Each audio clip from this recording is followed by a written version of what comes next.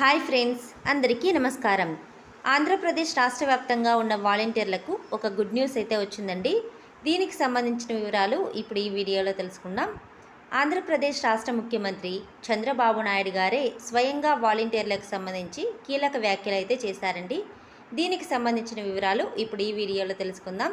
Video ఎక్కడ skip చేయకుండా చివరి దాకా చూడండి, అప్పుడే కంప్లీట్ ఇన్ఫర్మేషన్ అయితే తెలుసుకోగలరు. అలాగే ఫస్ట్ టైం మన ఛానల్ని చూస్తున్నట్లయితే ప్లీజ్ సబ్స్క్రైబ్ చేసుకోండి. పక్కనే ఉన్న బెల్ ఐకాన్ని క్లిక్ చేయడం ద్వారా నేను పెట్టే వీడియోలన్నీ నోటిఫికేషన్ రూపంలో పొందగలరు. ఇక వివరాల్లోకి వెళ్తే, స్వయంగా చంద్రబాబు నాయుడు గారే వాలంటీర్లకు ఒక గుడ్ న్యూస్ అయితే చెప్పారండి.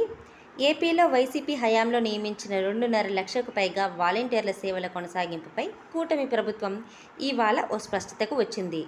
ఇప్పటికే వైసీపీ అధికారం కోల్పోయాక డైలమాలో ఉన్న వాలంటీర్ల సేవల కొనసాగింపుపై త్వరలో ఓ నిర్ణయం తీసుకుంటామని మంత్రులు కూడా చెప్తూ వచ్చారు. అయితే ఇవాళ నేరుగా సీఎం చంద్రబాబే పెన్షన్ల పంపిణీ సందర్భంగా దీనిపై క్లారిటీ కూడా ఇచ్చారు. ఏపీలో ఇవాళ రాష్ట్ర వ్యాప్తంగా పెన్షన్ల పంపిణీ కార్యక్రమం అయితే ప్రారంభమైంది.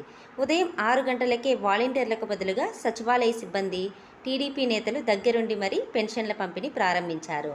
ఇవాళ సాయంత్రానికి వీలైతే 100% పెన్షన్ల పంపిణీ పూర్తి చేసేలా ప్రభుత్వం టార్గెట్ కూడా పెట్టింది. ఈ నేపథ్యంలో స్వయంగా పెనుమాకలో లబ్ధిదారుల ఇంటికెళ్లి పెన్షన్ పంపిణీ చేసిన సీఎం చంద్రబాబు అనంతరం నిర్వహించిన బహిరంగ సభలో వాలంటీర్లపై స్పందించారు.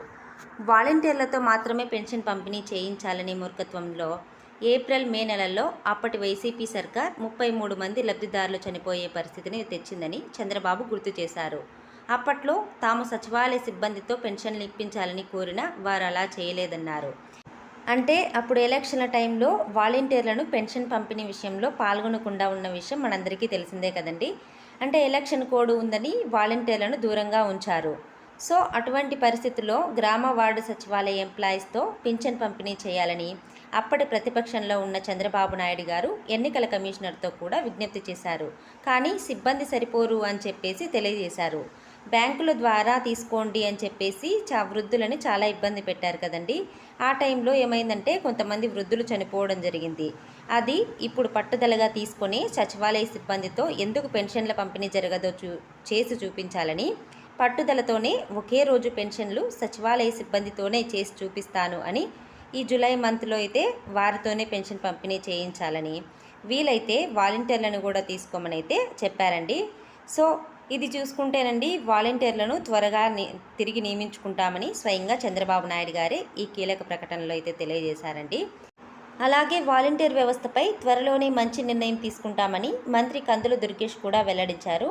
నిడదవోలులో ఆయన ఆదివారం మీడియాతో మాట్లాడారండి. సో ఇది ఫ్రెండ్స్, వాలంటీర్ వ్యవస్థకు సంబంధించిన గుడ్ న్యూస్ అయితే. మీకు ఈ వీడియో నచ్చినట్లయితే ప్లీజ్ లైక్ చేసి షేర్ చేయండి. అలాగే ఇలాంటి లేటెస్ట్ అప్డేట్స్ కోసం ఛానల్ని సబ్స్క్రైబ్ చేయండి. Thanks for watching friends.